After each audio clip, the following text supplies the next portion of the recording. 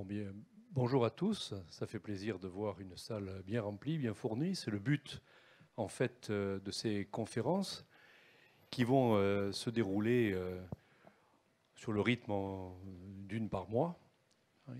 Donc on inaugure ce cycle de conférences qui est organisé dans le cadre à la fois du Centre culturel universitaire, bien entendu, et à ce titre, il faut bien entendu saluer la présence de Jacques Thiers, de Louise Midigogne et de toute l'équipe également des moniteurs qui travaillent bien sûr dans le cadre du CCU et qui réalisent, ça c'est moi qui le rajoute, un travail remarquable en direction justement des étudiants par rapport à ces conférences. Et puis il y a également au niveau de l'organisation donc l'Institut dont je m'occupe avec quelques personnes qui sont ici dans la salle, Claudio Cristofari, Isouad Daraz, Pierre-Paul Salviani et bien d'autres.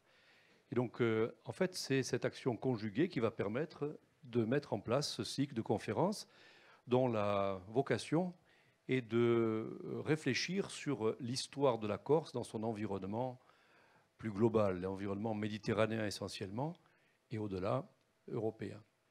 Donc la première conférence, c'est celle qui va nous permettre d'entendre Bertrand Roussel, qui est conservateur donc du musée de Terre Hammate à Nice, ainsi que du musée archéologique de Cimiez, avec lequel nous travaillons depuis quelques années hein, sur d'autres projets. C'est un habitué aussi de la Corse, hein, il connaît très bien évidemment l'histoire de l'île. Donc il s'agit, voilà un très bon exemple de ces conférences, d'une conférence sur le paléolithique, les origines de l'homme plutôt, mais en même temps de permettre ensuite une réflexion qui est en direction des étudiants. C'est le but évidemment du CCU. Donc dans un deuxième temps, on aura une table ronde à laquelle participera Franck Léandre, hein, qui est directeur régional de l'action culturelle et par ailleurs éminent archéologue. Hein, il va pouvoir intervenir, je pense, surtout à ce titre-là. Et par ailleurs, on aura Pascal Tramogne, qui est archéologue lui aussi, et qui travaille à l'INRAP. Donc dans un deuxième temps, on aura cet échange entre les chercheurs pour réfléchir sur les liens qu'il y a entre ce qui a été dit au niveau de la conférence et bien entendu aussi les problématiques insulaires.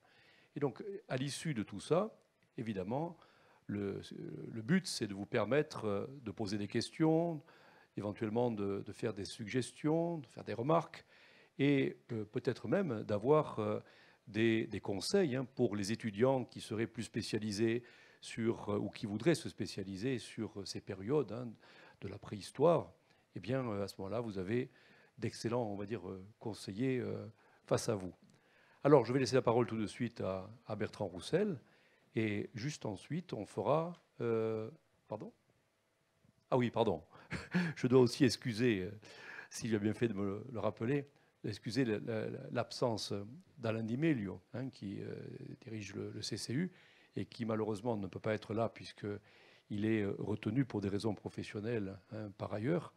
Mais effectivement, c'est important de le dire parce que c'est avec lui, tout spécialement, que l'on a mis en place ce cycle de conférences. Donc je laisse la place maintenant, ou plutôt la parole à Bertrand Roussel, qui va nous parler des origines de l'homme d'une manière générale, et puis ensuite on prolongera sur la réflexion plus insulaire. Voilà, bah écoutez, moi je tiens tout d'abord à vous remercier d'être venus si nombreux. Je tiens à remercier le CCU, l'Institut et en particulier Jean Castelat de cet accueil. Je suis très très heureux d'être parmi vous, très heureux d'être en Corse avec vous pour pouvoir parler de ce moment crucial dans l'histoire de l'humanité qui est l'origine de l'homme et qui pose une vraie question. Ce matin, j'ai eu le plaisir d'échanger avec les étudiants du master guide conférencier. Ce fut vraiment un grand plaisir parce qu'ils sont formidables et donc de pouvoir échanger avec eux. Et je leur disais que un des problèmes de la préhistoire, c'est que c'est une discipline qui n'est pas très sexy. Parce que, et je pense que Franck serait d'accord avec moi, encore les périodes plus récentes, c'est plus facile, parce qu'on trouve des poteries, on trouve des choses un peu mieux. Mais pour le paléolithique, on trouve quand même, globalement, des bouts d'os et des bouts de pierre. Et c'est vrai que pour faire une exposition, moi je travaille dans un musée, pour faire une exposition, quand vous avez des petits bouts de pierre comme ça, là, et que vous montrez votre bout de pierre, bon, ça a beau être extraordinaire, parce que c'est un chopper, parce que c'est une industrie extrêmement archaïque, extrêmement ancienne, donc c'est fondamental et c'est passionnant, mais c'est vrai que de prime abord, les gens, ils regardent, ils vous disent « Oh là là, c'est un caillou ». Et quand on voit la tête de nos collègues ici, qui sont rien moins que l'histoire de l'humanité, effectivement, quand on les regarde comme ça, on se dit qu'ils ne sont pas bien en forme. Donc je vais essayer de vous raconter cette affaire-là en essayant de la montrer un petit peu ludique si on y arrive. Alors, le sujet de l'origine de l'homme, évidemment, c'est un sujet complexe, c'est un petit peu ce que je vous disais, parce que la difficulté qu'on va avoir, c'est que bien souvent, on a des restes qui sont souvent lacunaires. Au mieux, on va avoir par exemple Lucie. Vous connaissez tous cet australopithèque Lucie qui est à 40% complète. Donc là, c'est assez extraordinaire. Mais parfois, on va trouver simplement une dent. Et donc là, évidemment, ce sera plus difficile de pouvoir faire parler un reste qui va être assez restreint.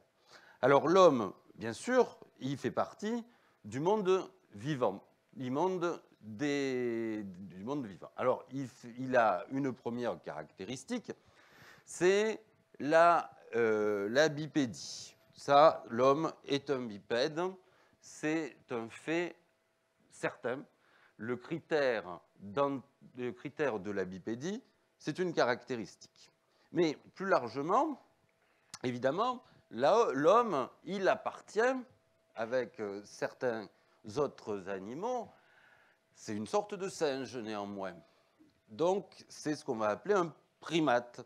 Il a le pouce opposable, comme on le voit ici. Et l'homme, plus largement, il fait partie d'une grande famille, qui est la grande famille des mammifères, qui sont donc nos cousins les plus proches. À midi, avec Jean, on a mangé une entrecôte avec des frites et on a mangé nos cousins.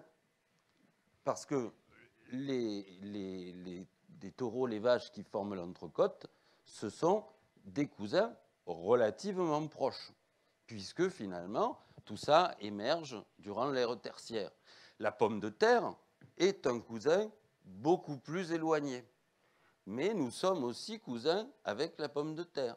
Et il y avait une feuille de salade sous l'entrecôte, nous sommes aussi cousins avec la feuille de salade. Des cousins plus éloignés, mais nous sommes cousins avec l'ensemble du vivant. C'est aussi pour ça que ça nous donne une responsabilité. On parle beaucoup de l'environnement, etc. Mais il faut comprendre qu'on est cousins avec le vivant. Alors après, cet homme, eh ben, il a une particularité, on va faire rapide, il s'appelle l'Homo sapiens, c'est-à-dire que c'est une espèce, le genre Homo, et l'espèce sapiens. Alors la définition d'une espèce, c'est, pour faire simple, on peut toujours faire plus compliqué, mais pour faire simple, c'est un ensemble d'individus qui ont la particularité de pouvoir se reproduire entre eux. Donc, nous, a priori, dans cette salle, on peut, si on veut, tous se reproduire entre soi. Bon. Ça, c'est donc une espèce. Et la difficulté qu'on va avoir, donc type d'espèce, j'ai pris par exemple le chat ou le chien, qui sont d'autres espèces. On ne va pas trop rentrer dans les détails, mais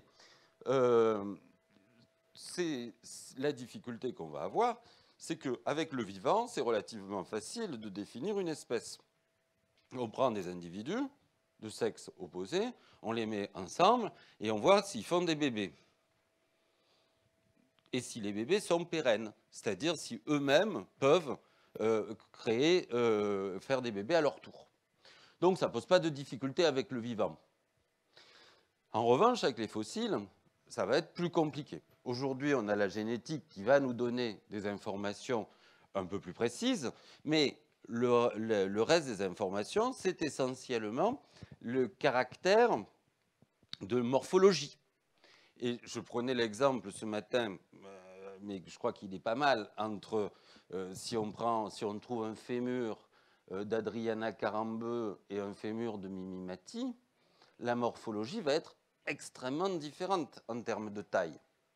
Donc, on va avoir tendance à considérer qu'on a des individus de grande taille et des individus de petite taille, mais est-ce qu'on les classera forcément dans la même espèce, si c'est très très vieux, hein, j'entends, et surtout si on n'a pas de point de comparaison, parce qu'avec l'homme de Cro-Magnon, on en a plein des hommes de... C'est nous l'homme de Cro-Magnon en gros, hein.